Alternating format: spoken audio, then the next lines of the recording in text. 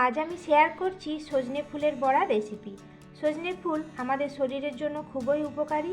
সজনে ফুল তেতো লাগে বলে অনেকেই খেতে চায় না, তবে আমি যেভাবে সজনে ফুলের বড়া বানাবো এইভাবে বানালে অত্যন্ত মুখরোচক হবে আর তেতো একদমই লাগবে না। আর গরম গরম ডাল ভাতের সঙ্গে সজনে ফুলের বড়া খেতে অসাধারণ লাগে। নমস্কার বন্ধুরা, আমি অসীমা। অসীমাস কুকিং অ্যান্ড ক্রাফটিংয়ে সবাইকে স্বাগত। তাহলে দেখে নেওয়া যাক রেসিপিটা। আমি বাজার থেকে সজনে ফুল নিয়ে চলে এসেছি।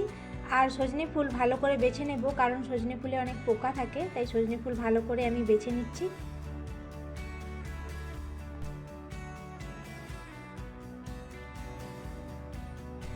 আমি সজনে ফুলগুলো বেছে ভালো করে ধুয়ে নিয়েছি। এবার দিয়ে দেব স্বাদ মতো লবণ, হলুদ গুঁড়ো, কালো জিরে,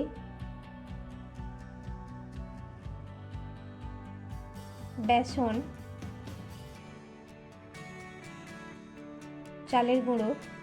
তোমরা বেসন যে পরিমাণে নেবে চালের গুঁড়ো তার অর্ধেক নেবে। দিয়ে দিচ্ছি কাঁচা লঙ্কা কুচি, আর দিয়ে দিচ্ছি পেঁয়াজ কুচি। অনেকে সজনে ফুলের বড়াতে পেঁয়াজ পছন্দ করে না, আমি এখানে পেঁয়াজ দিচ্ছি। পেঁয়াজ দিলে সজনে ফুলের বড়ার স্বাদ আরও দ্বিগুণ হয়ে যাবে। এবার সমস্ত উপকরণগুলো আমি মেখে নিচ্ছি।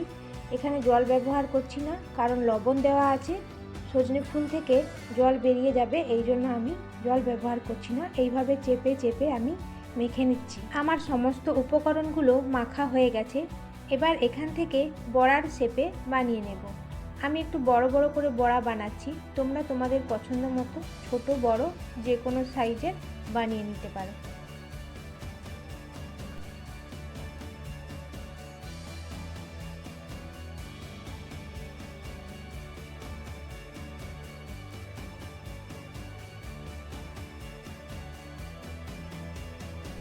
বড়াগুলো ভাজার জন্য আমি কড়াইতে তেল গরম বসিয়ে দিয়েছি। গ্যাসের ফ্লেম হাইতে রেখে তেল গরম করে নিয়েছি। তেল গরম হয়ে যাওয়ার পর গ্যাসের ফ্লেম মিডিয়ামে রেখে বড়াগুলোকে একে একে তেলের মধ্যে দিয়ে বড়াগুলো আমি ভেজে নিচ্ছি।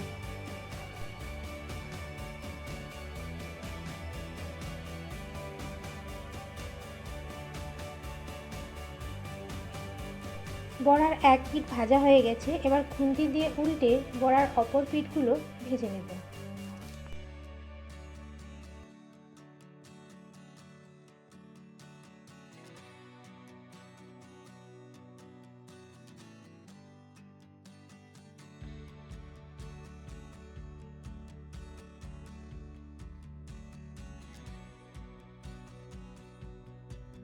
বড়াগুলো আমার ভাজা হয়ে গেছে, এবার বড়াগুলোকে তুলে একটা প্লেটের মধ্যে রেখে দেব।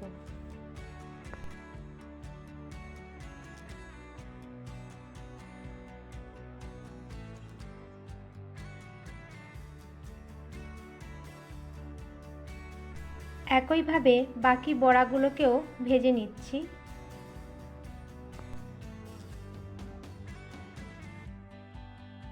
সমস্ত বড়াগুলো আমার ভাজা হয়ে গেছে। সজনে ফুলের বড়া একদম রেডি।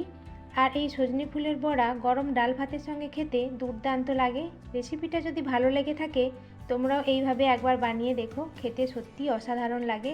আর রেসিপিটা শেষ পর্যন্ত দেখার জন্য অসংখ্য ধন্যবাদ।